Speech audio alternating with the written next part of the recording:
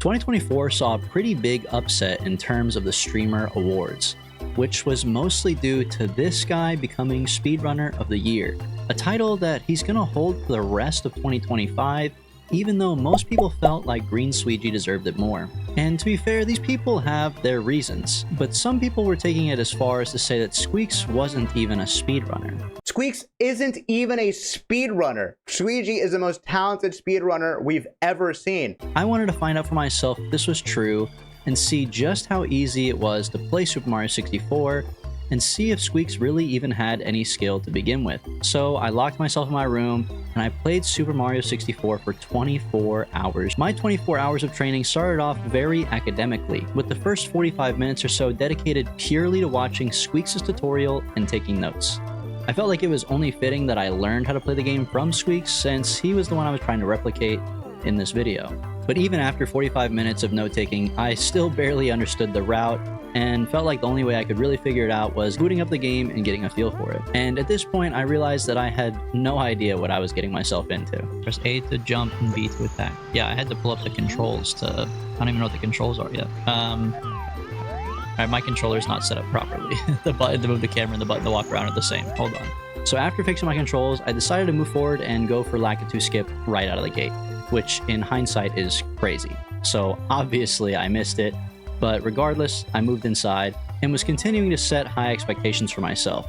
I mean, I walked into the first level and tried to just raw dog bomb clip right off the bat. All I had done was watch someone else do it and took notes, but for some reason I felt like I knew how to do it. And after completely missing bomb clip and struggling to even do the backup method, it was becoming increasingly obvious that I had a long way to go. Regardless, I did technically get the star and was allowed to move on to Womp's Fortress, where I could take my first try at cannonless. Ideally, you want to get set up as fast as possible using long jumps and this ramp off to the left to get up.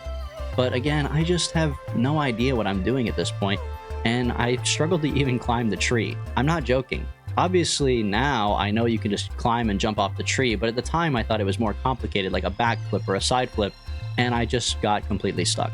And I also realized pretty quickly that cannonless was much harder than I thought it was going to be, and ended up going for wild blue instead, which is actually a really easy star, but was still giving me a hard time. However, once I got it, I was feeling more confident, and I went back for cannonless, and I missed, obviously. I mean, up to this point, all the tricks that I had done required like 1 input, and now this one required like 7 that I had to memorize. So after 10 minutes of trying cannonless and literally beating Mario to death, I decided that I was done. At this point, I considered quitting the challenge entirely. I mean, the controls in Super Mario 64 are just so outdated and hard to work with. But instead of doing that, I just took a break, reevaluated my expectations, and decided that I was going to give it another try. This is also when I decided that I was not going to be commentating the video live, and that I would have to come back here afterwards to do it because I just couldn't talk and focus at the same time. Instead, I decided to focus all my attention into the tricks and learning the route. And immediately, you could tell the difference in my mindset. Before, I had just booted up the game and went straight for Lakitu skip with no care in the world. But now, I was just running around the spawn practicing my long jumps. And on my way back to cannonless, I decided to change my mindset and just practice cannonless. I decided it didn't matter how long it took me, and I spent about 20 minutes watching the tutorial and trying to get cannonless before eventually, I actually got it. Here we go! We actually did it. Oh my god, bro.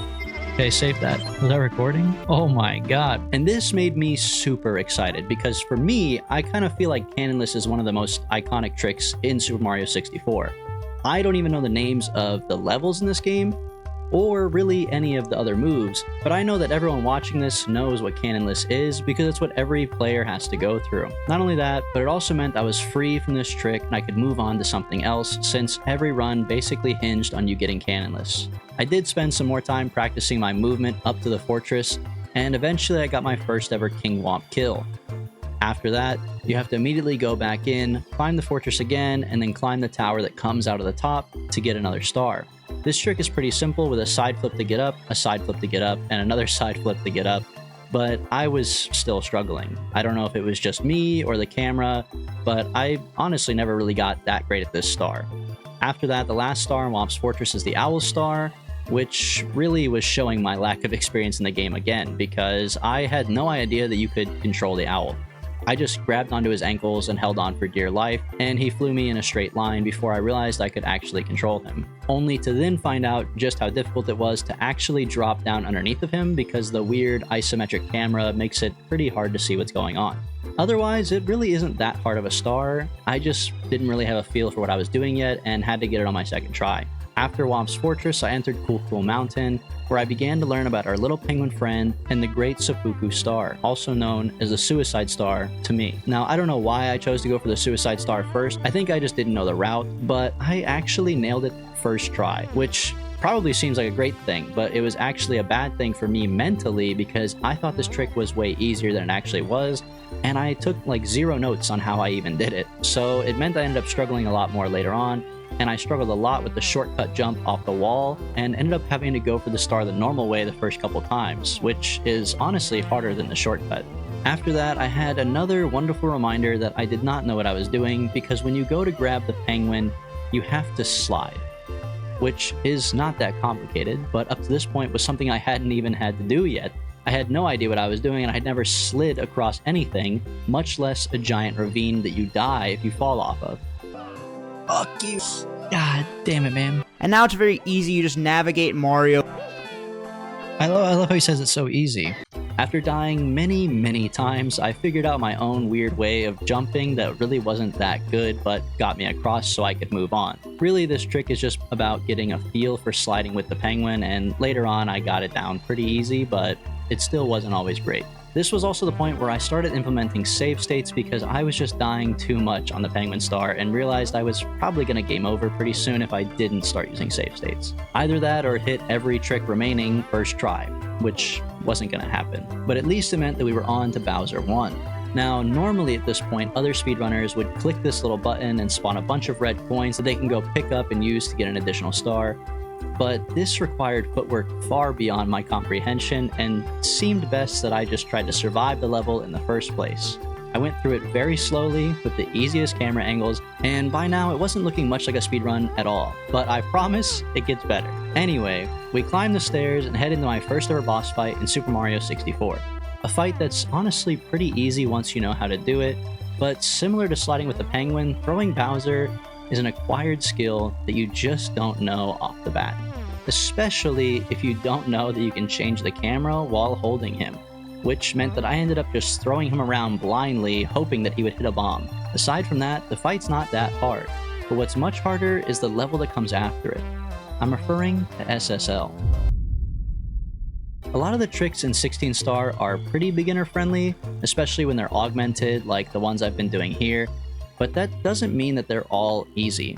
And I think that Cannonless and the Talon Star were probably the 2 hardest tricks in the game for me to learn. The Talon Star isn't even really that hard, but for a beginner it was super difficult to traverse the sandy terrain, getting used to the quicksand and the weird spires that you walk up, and then having to land a long jump on a moving shy fly, dealing with a shitty Lakitu camera. It was like the perfect storm of impossibilities for my beginner brain. And this still remained a difficult trick for me even later on in the video. At least with a trick like Cannonless, you could take your time, set it up, and in theory get it every time, but with SSL I always felt so rushed. If you aren't quick enough or the quicksand spins you the wrong way, the entire trick is ruined, and the backup is still just as dangerous because you have to jump over the quicksand. But that's enough complaining. I was able to move on to the Pyramid Star and eventually Lethal Lava Land. This star is pretty easy, you just have to burn your butt and pick up some red coins, but afterwards you would typically enter HMC with 1 more star than I have and only pick up 2 more here. But because I skipped Bowser red coins earlier, I was gonna need to pick up an additional star here to make up for that loss. However, this was not something that Squeaks addressed in his tutorial. He didn't offer any alternatives to Bowser red coins, and I found myself searching for a better tutorial, which is when I found that Joshua, another YouTuber, had coincidentally just recently redone Squeaks' tutorial of Dead Simple 16 star. Rightfully titled Dead Simpler 16 star, Joshua goes over basic controls and targets the video more towards people like me and assume that I've never played the game before, as opposed to Squeaks' tutorial, which was targeted more towards people who had at least a couple hours in the game. If this video makes you interested in playing Super Mario 64 and learning 16 star, I would highly recommend Joshua's video, especially because he's the one who showed me the next star that I'm gonna get, to replace that Bowser red coin star. This is elevator clip. It wasn't nearly as fast since it was out of the way, but it was still an HMC, and with a good dive, it was a pretty quick star. Joshua also explained the importance of talking to Toad first before you have 15 stars, so you don't mess up how Mips spawns into the world. So with Josh's help, I completed HMC, found Mips, and was able to move on to my first ever Mips clip. Naturally, this went about as smooth as every other trick I had tried up until now, with me opening the door about 7 times before I finally did it correctly, and had to follow it up right away with the same trick again. Having successfully completed both Mips clips, it was finally time to enter Dire Dire Docks, which if you've ever played this game before or know anything about it, you're probably already giggling to yourself, wondering if I addressed the lag in this area. And the answer is no, I did not. I didn't know about the lag in this area, and it was horrible. However, Josh's tutorial does cover this as well, and talks about setting your emulator to counterfactor 1. So, after fighting against the lag and my complete lack of skill, I eventually made it on top of the sub and picked up our final star, which also meant we could move on to the Bowser 2 fight. Now, all the levels that come right before a Bowser fight are just straight up evil. They all have complicated platforming, and if you fall off, you just die, which was still pretty rough for me at this stage of learning the game, and forced me to take it extra slow, rewatch guides, just so I can make a full run through the level and fight Bowser 2. This fight is pretty similar to Bowser 1, as you only need to hit him on one bomb, and you can usually do it right after his first little stomp. However, at this time I still had no idea that I could move the camera, and was still getting used to Bowser throws, so it wasn't great. In fact, it almost took me 10 minutes just to fight him, until I eventually just dog walked them over to the nearest bomb, so I couldn't possibly miss. And our reward for beating this boss that took me 10 minutes? Well, backwards long jumps. Backwards long jumps, colloquially known as BLJs, are a technique used to accelerate Mario to astronomical speeds to the point where he can just teleport through walls. However, it requires a pretty specific setup, and you have to mash at an exact rate at the right time, or else it's just not going to work. Too fast, too slow, wrong position, bad camera can all ruin a BLJ. Which is why I gave up after just 10 minutes of trying. I decided the trick was too hard for me and I needed a break. When I came back from my break, I realized that I had forgotten to save my game, which meant that I was back to doing all 16 stars again. However, I did impress myself by making it back to BLJs in just about an hour, meaning I had accomplished something that had previously just taken me 4 hours in the span of just 1 hour. Of course, in perfect timing, my recording crashed right before I did my first ever BLJ. On the bright side, it's followed up by a second BLJ on the next stairs, where you can see that it was still nothing impressive and you didn't miss out on much. But it was still one step closer to completing a full playthrough of the game, which at this point meant a lot more to me. I mean, really, I had burned through a sixth of my overall time that I gave myself for this challenge, and I still hadn't beaten the game yet. So needless to say, I was pretty excited when I entered the final level, and I took it as slowly and safely as I could. Although I did try to go for the delayed triple jump trick, which is crazy because I could still barely even do this trick nowadays, and I don't know what happened, but I was just feeling myself back then, I guess. Regardless, I made it up, and I eventually took out Bowser 3 in just a couple minutes. I was super excited to have finally beaten the game, even if it was at an insanely slow pace of 5 hours, but it wasn't really about the time. It was about the fact that now all of my excuses had gone out the window. I had seen every level, I had done every trick, and I had mapped out 16 stars that I was going to use to beat this game in less than 30 minutes. Those 16 stars are as follows. First, you use a bomb to flip through the gate and get a star. Or, if you're me, you fail the bomb flip and kill the chain chomp for the star. Then, you enter Whomp's Fortress and go for Cannonless. This is obviously just a ruse, as you will miss and inevitably go for Wild Blue instead, pretending like it was your plan all along. Then you follow this up with about 20 tries at doing Cannonless before eventually doing it, followed by killing King Whomp, then climbing the tower that sprouts out from his dead body for another star, and eventually coming back for the Owl, who gives you a ride for the last free star. This means you leave Whomp's Fortress with 6 stars and head into CCM for 2 more. It just requires flinging Mario off the side of the map to his death and delivering a penguin to his mom. After that, you get to kill Bowser 1, head into SSL, kill a bird and steal his star, rob a star from a sacred pyramid, and then steal valuable coins from Lethal Lava Land. After committing various heinous crimes, you go to the elevator clip in HMC, dodge some boulders and make a side flip, then do another side flip to make this trick and grab a star up here. And somewhere in between all of this, you have to talk to Toad for another star, the total for 15. At which point, Mip shows up and lets you use him to clip through the 2 doors, forcing you to enter Dire Docks and grab the 16th star. This is the bare minimum to enter the BLJ area and make the skips up the stairs and up to Bowser 3. This is also the intended path for most beginners as far as I could tell, and it's the path that I decided to stick with. Not only that, but it seemed to work pretty good for me, since I was able to complete all of this in just an hour, something that had just taken me 5 hours to do prior to this. However, this also meant that I was now officially 1/4 of the way through my entire time for this challenge, and I had only beaten the game twice, and that was with save states. I had yet to do a full-blown run, and really only had a basic knowledge of what I needed to do. But I still felt confident myself, and I started over the run again, this time making it to Bowser 3 in about an hour, which meant that I felt like I was doing relatively well and was getting at least consistent. I wasn't necessarily improving though, so I wanted to make a new baseline, something I could compare my performance to and see if I was getting better. So I officially made some splits in Live Split, downloaded a second timer to keep the overall timer going, and started making real runs, with the goal of completing a full run without any save states. And thus, I set off on my adventure. I made sure to focus on taking things slowly and safely since I wasn't going to use save states, and I even went out of my way to pick up some 1-ups in case I died. I'll spare you the horrendous details of this run because it was by no means impressive and ended up taking me a whopping 40 minutes and 37 seconds. Now in hindsight, this is a time that I'm still pretty proud of considering it was my first real run all the way through without getting a game over and was still 20 minutes better than my previous average. However, at the time, the real me was pretty let down by this.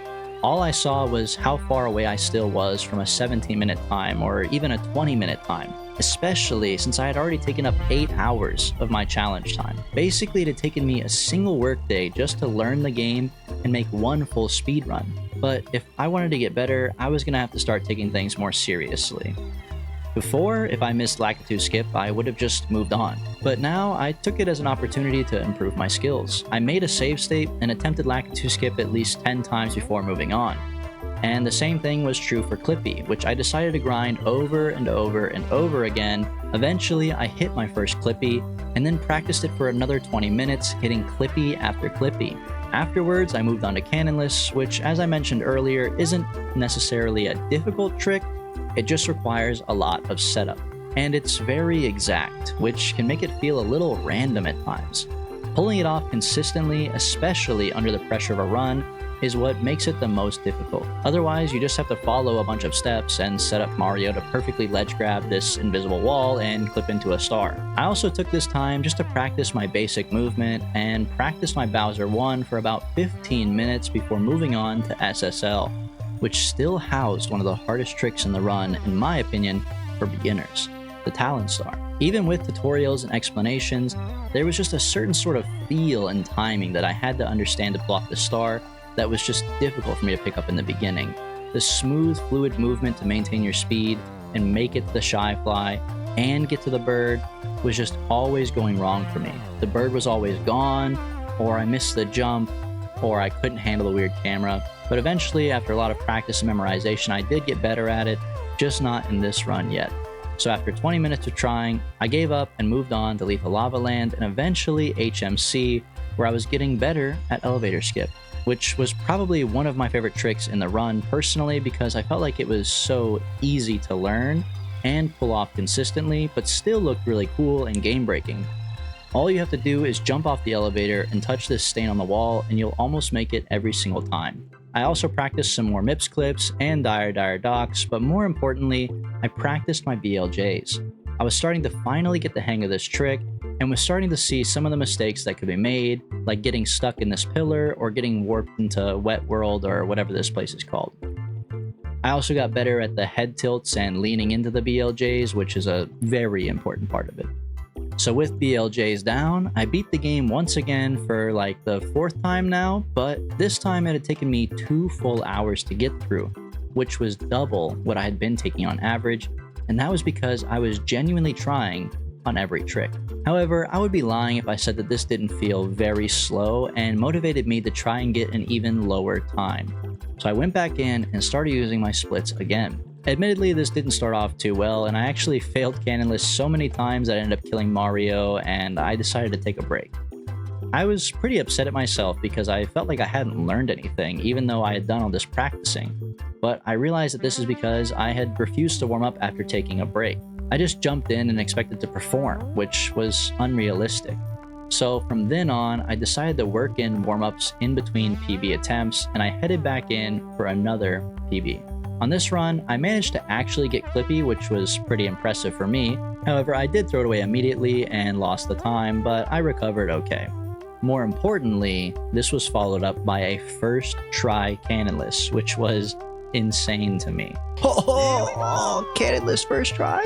Of course, this immediately threw off my mojo and made me perform one of the sloppiest wild blues I've ever seen. But even then, we were still making okay time, and after killing King Womp, climbing the tower, and getting Owl Star, we were still in the green. Of course, I decided to throw this away immediately by dying and dropping the penguin, but I decided to just keep the run going.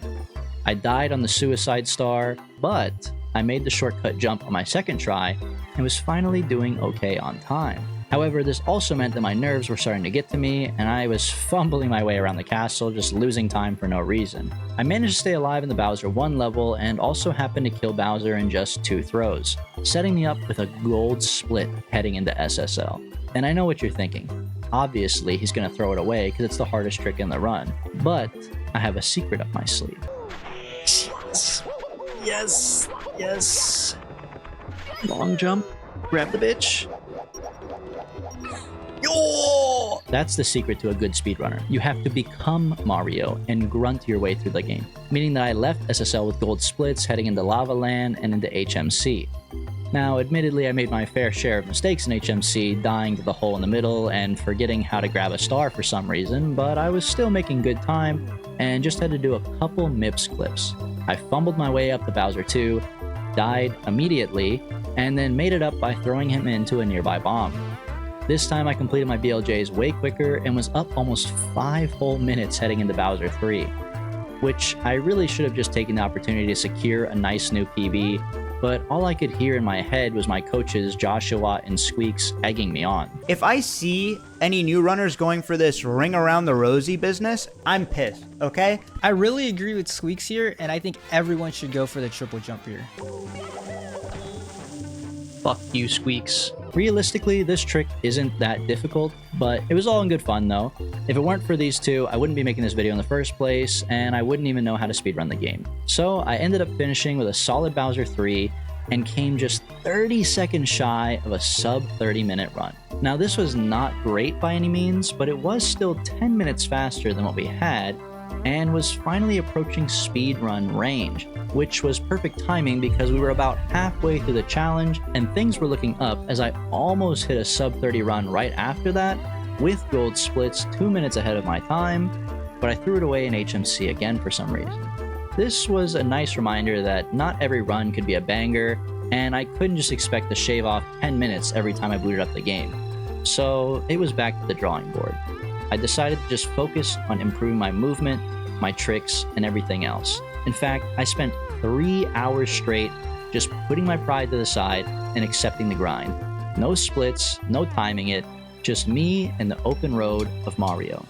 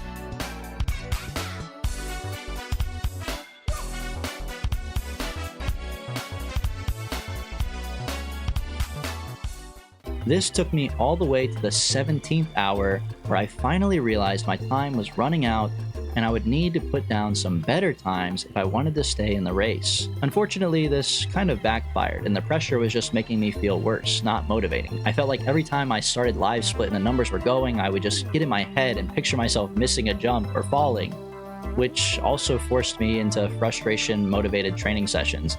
Like, the run went from being a normal run to just me doing cannonless for 20 minutes. And honestly, the worst part of all this was just the unskippable cutscene at the beginning of the game. Every attempt takes 2 to 3 minutes to get to cannonless, and if you miss it, then it was just wasted and you have to restart. So if I missed cannonless 10 times, it meant that I lost 30 minutes of my time, which was pretty limited when I only had 24 hours to beat this game. However, the training sessions were paying off and I was getting more consistent.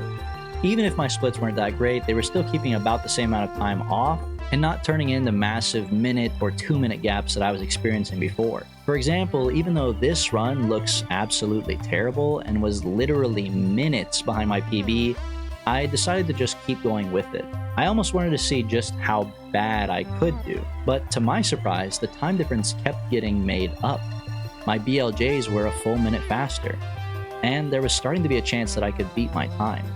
I still didn't really expect much from this run, which is why I decided to go for the delayed triple jump trick again, and I made mistakes long jumping to the last platform. But what I didn't know was that my old Bowser 3 time was like 10 minutes. So after hitting Bowser 3 on all 3 bombs pretty quickly, I ended my run with a massive 5-minute difference and had finally gotten a sub 30. Just barely, but a sub 30. Now, this was awesome and extremely motivating, but it was also stressful. It had taken me almost 4 hours to set this PB, and it was only better by 30 seconds. And I only had 4 more hours in the challenge basically to do it again. Realistically, I just didn't have time to practice. But I still did my warm-ups, I practiced my tricks for another hour before hitting full pedal to the metal, trying to get a run in. And for the next couple of hours, it didn't go that well.